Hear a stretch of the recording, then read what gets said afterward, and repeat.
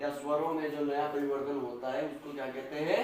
संधि। तो दो स्वरों के पास पास आने से उस शब्द के अंदर, ठीक है, स्वरों में जो परिवर्तन हो जाता है उसको बोलते हैं संधि। मतलब संधि हो गया मिलना, जोड़, और संधि विच्छेद क्या हुआ? संधि विच्छेद क्या हुआ? जो उसको अलग अलग करना, विच्छेद करना, अलग करना, दोनों चीजें। तो इसमें संधि के दो प्रकार मुख्यतः है। नंबर एक हमारा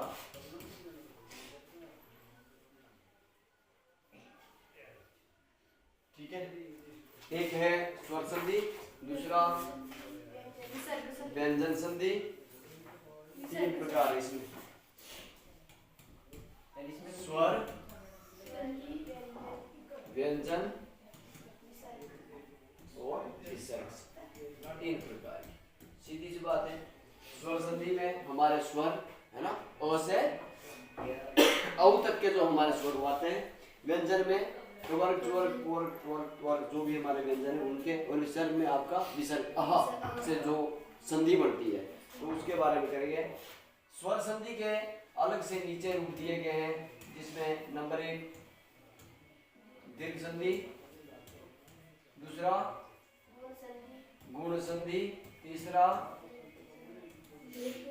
वृद्धि संधि, ठीक है ना, वृद्धि वृद्धि संधि,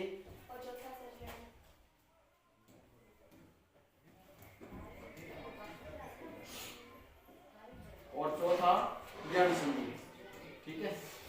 ये सीधे ही हमारे पास, इसमें कोई व्यंजन के प्रकार नहीं दिए गए हैं। तो अब सबसे पहले जिसमें दीर्घ संधि, अब इसमें यदि हम इसको, इसके कोई भेद नहीं है व्यंजन लगने से। हमारे पास जब व्यंजन के साथ स्वर, स्वर व्यंजन में स्वर मिला हुआ होता है, जैसे हमने दो लगाया ना, दो में हलंत लगाया था, ठीक है, पर जब दो में हलंत नहीं होगा तो वो व्यंजन है, इसलिए यहाँ भी इस समय स्वर है, आधा आधा में इसको गिना जाता है। तो दीर्घ संधि के हम सीधे इसमें रूप देखेंगे। दीर्घ में ओ ई उ, समझ गए ना। इसके बाद क्या आ जाए? के बाद क्या आ जाए? या तो ओ आ जाए या आ जाए, कुछ भी ई आ जाए, उ आ जाए, या ठीक है ना, मतलब छोटा उ, ठीक है, छोटा मतलब दीर्घ संधि में इसके बाद, इन स्वरों के बाद ये स्वर आ जाए तो ये परिवर्तित किसमें हो जाते हैं? तो ओ का आ हो जाएगा, ई का बड़ी ई हो जाएगी, और ऊ का बड़ा ऊ हो जाएगा, ठीक है। जैसे शिक्षा जमा अर्थी, शिक्षार्थी, ठीक है, जैसे शिक्षा जमा अर्थी शिक्षार्थी, अ और आ के मिलने से बड़ा आ लग गया, वहां जाके मात्रा लगेगी, और देखने की जरूरत है भाई इसको। जो है आप ऐसे देव जमा आले, देव जमा आले, ठीक है, देवालय भी हम लिख लेते हैं। अब इसी तरह गुण संधि, अब इसमें क्या करेंगे? और गुण संधि में ओ या आ के बाद ई उ या री आता है, और आ के बाद क्या आता है? ई उ या री आ जाता है, ठीक है। ई उ या री आ जाता है तो गुण संधि में ओ का बन, ई का बन जाएगा, ई का बन जाएगा ए, तो ई का क्या बनेगा? ए। उ का बन जाएगा ई उ, और ओ, उ का क्या बन जाएगा? ओ, ओ, और री का बन जाएगा अर, अर, समझ गया ना इसको? इसको बोलते हैं गुण संधि। मतलब इसमें ई उ, ई आएगा, ई उ या री आएगा, उसके बाद जो है इस तरह से बन जाता है। जैसे सूर्यजमा इंद्र, सुरेंद्र, ठीक है। इसी तरह से जैसे महाजमा ऋषि, महर्षि, महर्षि बन गया, है ना। परजमा उपकार, रोकार बन गया, ऊ आया था ना, पर जमा ऊ, उपकार, रोकार बन गया। वृद्धि संधि ओ और आ के बाद ए या ए हो, ठीक है। इसके बाद ओ और आ के बाद इसमें ओ या आ के बाद क्या हो, या ए ए हो, तो क्या बन जाते हैं, तो क्या बन जाते हैं, ओ या औ हो जाते हैं। क्या हो जाते हैं, तो ओ या औ हो जाते हैं, समझ रहे ना। अब इसका उदाहरण लिखो मेरे पास, जैसे सदा जमा एव सदैव, है ना, मतलब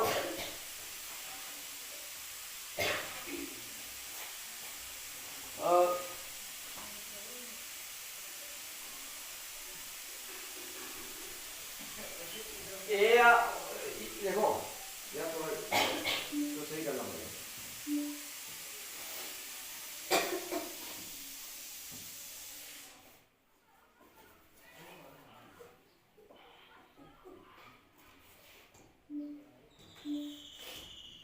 ए ओ या आ के बाद ए आए या ओ आए, ए या ओ आए, ए का बन जाएगा ए, ओ का बन जाएगा ओ, ठीक है। ए का बन जाएगा ए, ओ का बन जाएगा ओ। सदैव, सदा जमा ए, जैसे सदा जमा ए सदैव, वही बात हमने अभी की। उसी तरह से जैसे वनोक दी, ओ बन गया, फिर वनोक दी देखो ना, जैसे मान लो वन जमा औषधि, ये लिखिए ना, ठीक है।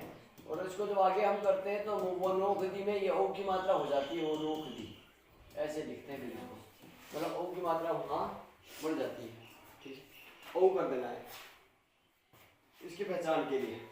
अब इसी तरह से यण संधि थोड़ा सा अलग है, जैसे अभी तक हमारे पास क्या आया, अ ई उ के बाद और आ के बाद ओ या आ के बाद, तीनों में यही आ रहा ना। चौथा अलग से थोड़ा सा, इसमें क्या होता है कि ई उ और री, ई आपकी छोटी है बड़ी है दोनों, ठीक है। उ या री, मतलब इसमें छोटी ई भी बड़ी ई भी, छोटा उ भी बड़ा उ भी, दोनों इसके अंदर, जैसे ई ये सब है। इसके बाद ठीक है, इनके बाद कोई भी स्वर आए, अन्य स्वर आ जाए, ठीक है। इसके बाद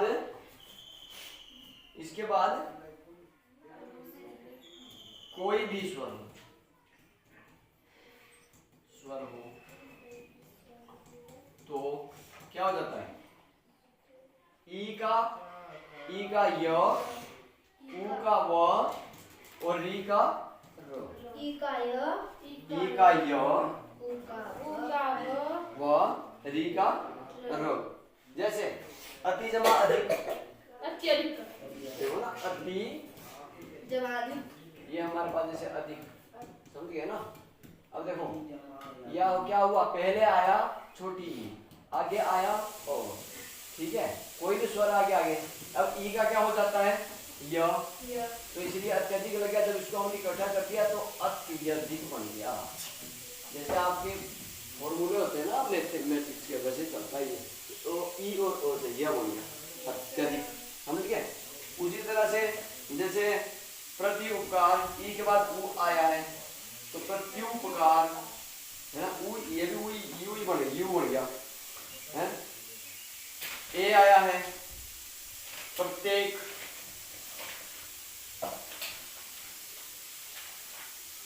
ई के बाद तो यही, जैसे अब ये हमारे पास दिया है उ, सु जमा आगत तो वाह बन गया स्वागत, पितरी जमा आ गया पित्राज्ञा, ठीक है, री का रो हो जाता है। तो ये हमारा यहाँ खास करके ये स्वर संधि को समझना बहुत जरूरी है। बाकी व्यंजन संधि दोनों के मिलने से जैसे बनती है, तो उसमें जैसे दिग्गज को और गो से मिलने से दिग्गज गो ही बन गया, मतलब गो के बाद गो आने से वो गो ही रह जाता है ना। तो इसमें अलग अलग हमारे पास किए गए हैं।